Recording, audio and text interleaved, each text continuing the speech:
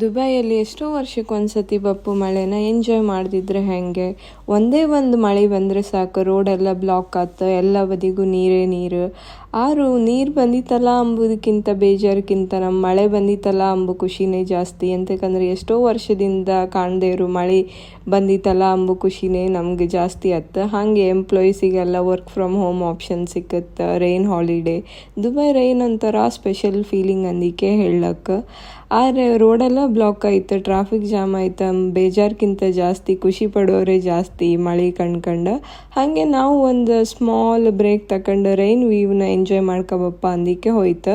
ಆದ್ರೆ ಮಾತ್ರ ನಮ್ಮ ಆಫೀಸ್ ಮ್ಯೂಸಿಯಂ ಹತ್ತಿರ ಇದ್ದಿದ್ದರಿಂದ ನಮಗಂತೂ ವ್ಯೂ ಅಂತೂ ಮಸ್ತ್ ಲೈಕ್ ತೋರ್ತಿದ್ದಿತ್ತಾಯ್ತು.